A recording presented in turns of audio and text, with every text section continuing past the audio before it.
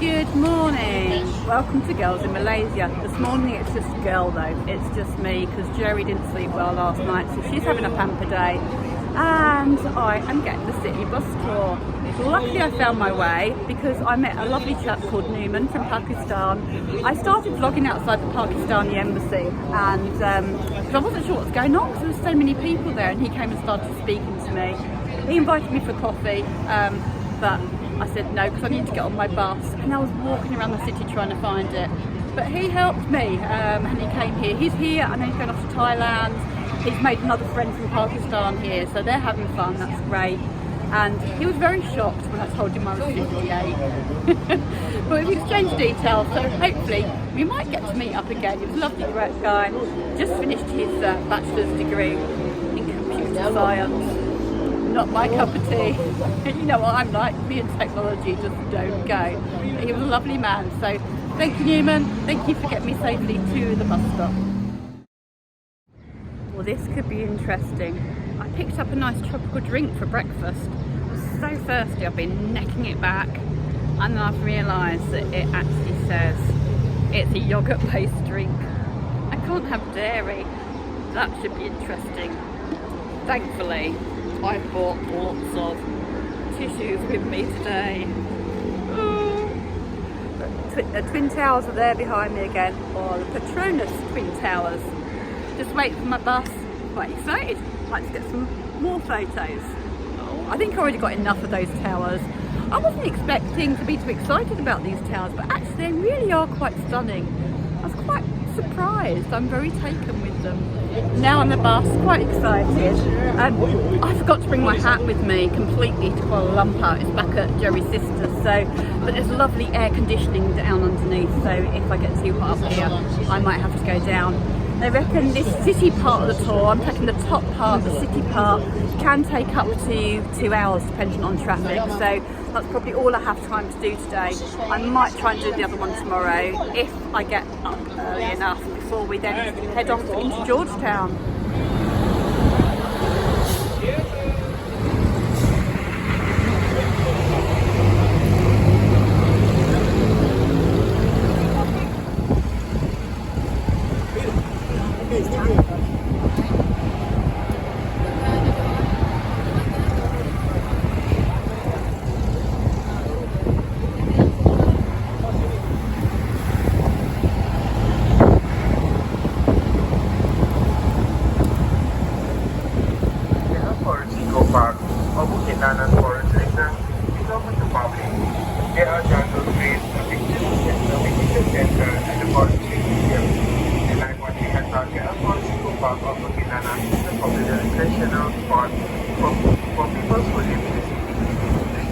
So the bit that I just caught was a jungle reserve. There's a trail there that's 361 metres long. And it's kind of mad, isn't it, when you're sitting here on this bus in this city thinking this was all jungle once.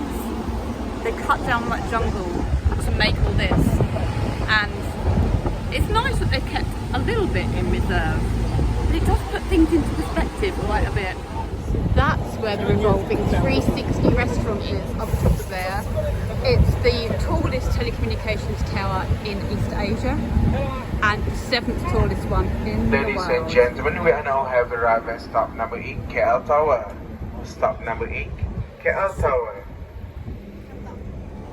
We're only about 20 minutes in.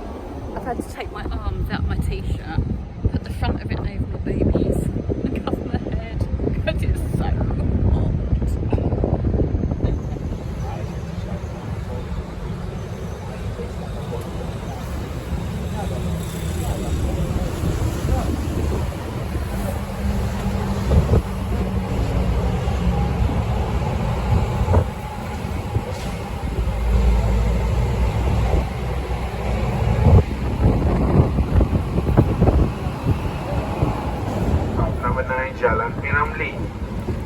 This area used to be one of the famous carvings, and even the street was.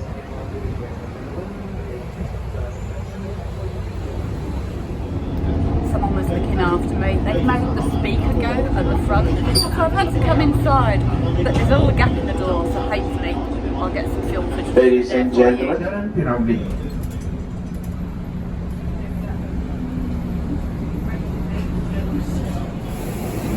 Ladies and gentlemen, we are now heading to stop number 10, Aquaria and KLCC Park. Located at the concourse level of Kuala Lumpur Convention Centre, there is the Aquaria KLCC, a world-class aquarium that showcases very live animals from Malaysia and all over the world. It was officially opened in the year of 2004, and this Aquaria KLCC is a state-of-the-art oceanarium.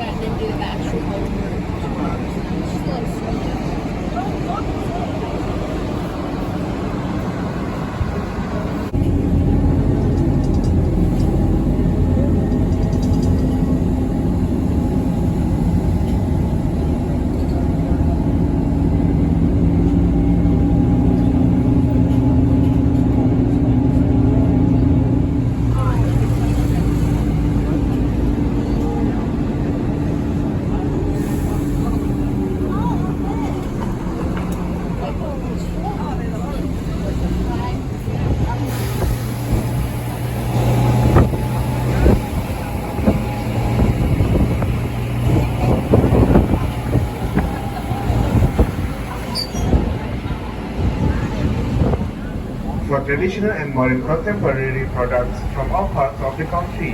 At Craft Museum, you may learn the history and craft heritage of Malaysia from the displays and write-up on the museum located in this complex. The tools and the process used to make the crafts. Ladies and gentlemen, we are now have arrived at stop number 11, Kuala Lumpur Craft Complex.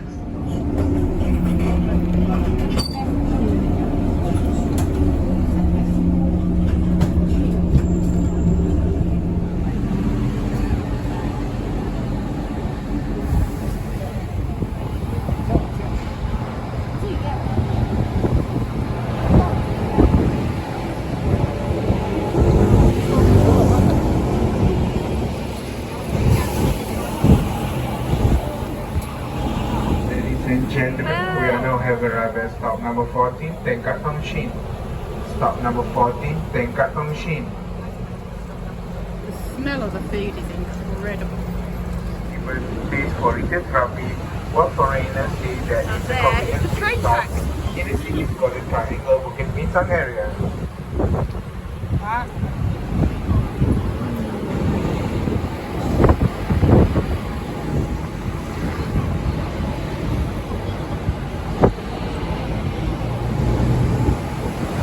Ladies and gentlemen, we are now have arrived at stop number 1, Sundawan Plaza, and interchange and stop to Garden Road. Well, it's still hot, but I've decided to come back out. I have been popping in and out to get video for you, but look, everyone's cleared off because I'm at the interchange. I'm now at the front of the bus. Has to be done. Me and my lovely bruv Terry always came to the front of the bus, and of course my son Jack. And one day I might get on the bus with Arthur, and we'll do the same. Can't beat the front of the bus.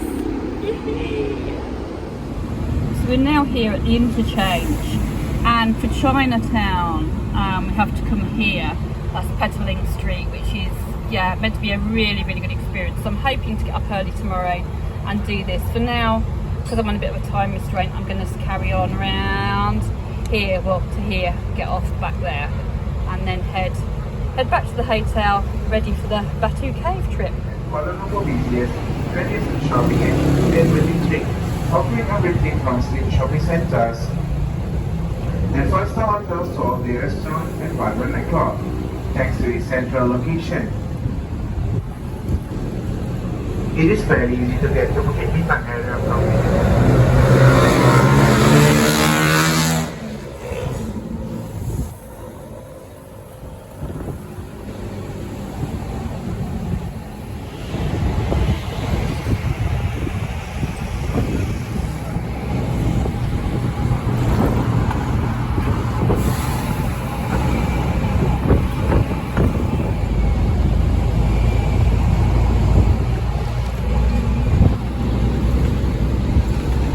Masjid India.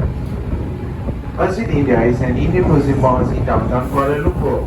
It was officiated by the Sultan of Selangor in 1966, although there had been a mosque on their side since 1859. The original mosque was in fact a Malay mosque, Masjid Kampung Baru. It was built by Mr. Baki, who was the father-in-law of Haji Abdul Wahukum.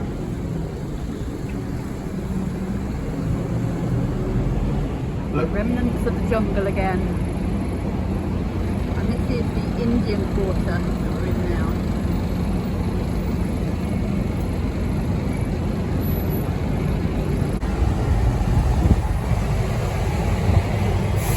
Again, smells divine. The beautiful Indian food.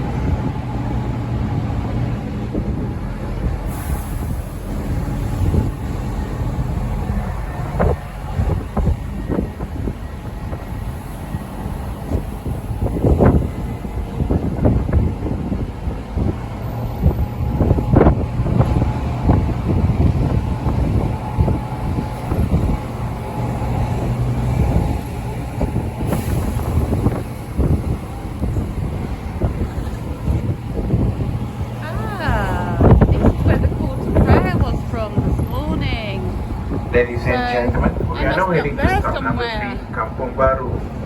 Kampung Baru is actually a traditional Malay residential area that was established since 1899, more than 100 years ago. The new village was gathered as a Malay agricultural settlement.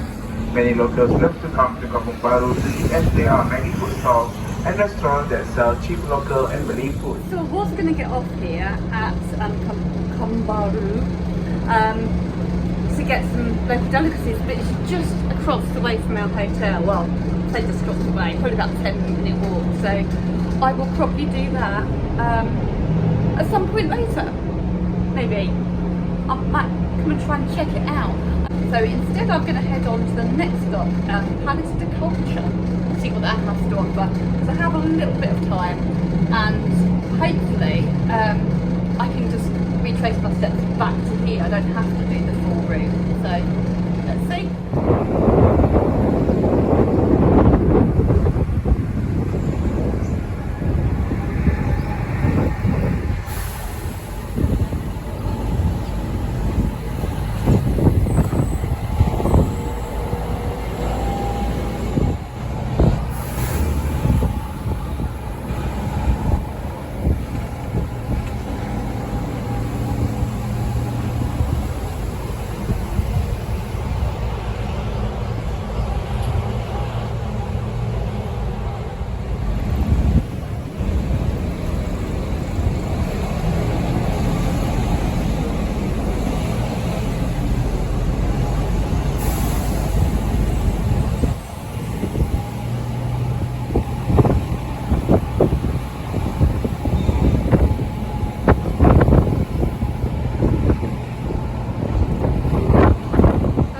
Telling you I did get a little bit lost because you know me. So the bus stops just behind that yay thing over there really, and then you can walk through to the art gallery. I got very confused because that says art hospital and that's where you go in for the disabled entrance, but if you carry on walking around there you'll get to the front of the art gallery, and just over there you have the city. I came in here thinking it was the toilets, but it's not. It's a prayer room, place to wash your feet, the mat. I'll keep looking. So these are toilets, but I don't know. Candace. Oh. Oh no, that's the men's. Must be Prem Poopin. That's it, Candace Prem Poopin. I really should have learnt some of the language before I came. No, toilet roll. Oh, there's tissue there. Tissue, yay! Although I came prepared. Right, for those of you that haven't watched my other videos, this is what I'm talking about. This toilet roll actually is meant for wiping your hands after you've washed them. What we actually have in the toilet is a water sprayer. and that's what you're supposed to clean your bum with, and I was actually forced to use it last night because I forgot to bring my wad of tissues, but I remembered today. Oh yeah, last night was pretty revolting. And what I don't get is that in England, certainly, I don't know about other countries, I haven't nursed in other countries, but we are taught to always wipe ladies from the front to the back, because if you go back to front, you stand a risk of urinary tract infections because of E. coli cross-contamination. But when you're using these things, you've got no tissue, then you can't help it, because if you're squirting your bum with water and you're sitting down, it's all going to run forward. So do they get immune to the E. coli? Or, oh, perhaps you just stand up doing it. But that's going to make even more of a mess. Oh, just bring tissue, bring tissue. So I'm now at the art gallery, which looks quite minimalist actually. But I do love this. It's the first thing we see. Circumnavigation of the world. Maybe this is a ship.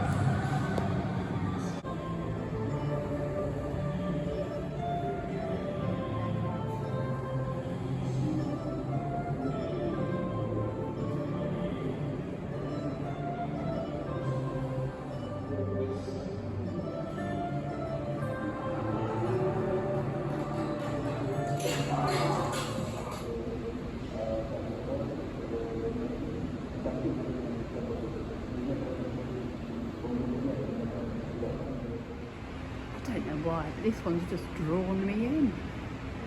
It's a floating lotus. A Chulkan cow.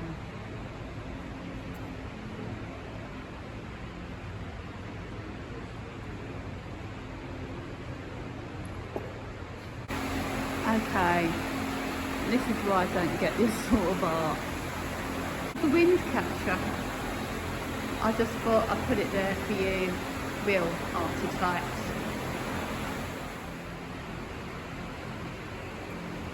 I think I could do that with clay. I'm not very good at pottery, but I think I could probably do that. But I think more tricky than it looks, maybe.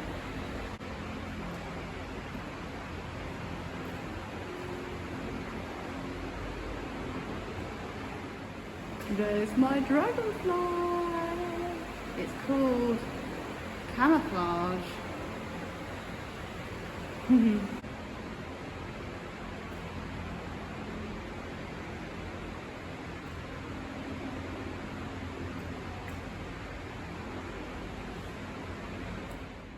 These are pretty impressive. They're wood set, or they're wood set cut, I think it is. Wood cut with offset ink print of blackout.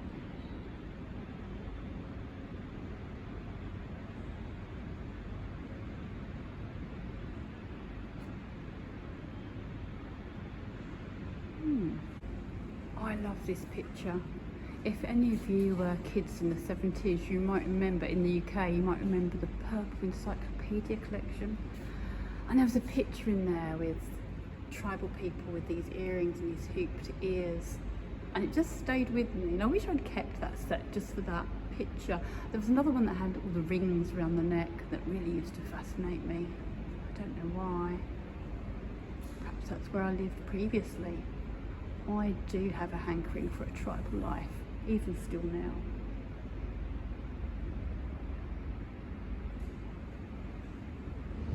You know what, I reckon you could spend all day in this gallery.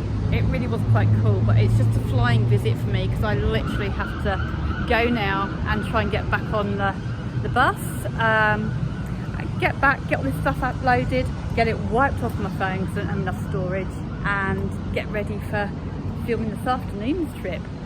Hope you've enjoyed it. If you have enjoyed it, then please do subscribe, hit the like button and share. I really would like to get lots of followers on here, because what I'm trying to do is just share virtually with people, especially those with disabilities and things, just to get out and see the world. And if you can't get out and see the world, I'm trying to do that for you. So please share it, please like it, please subscribe. Thank you. I'm now on the bus, thank goodness, out of the hot. I've been gasping for water. I didn't bring any water with me.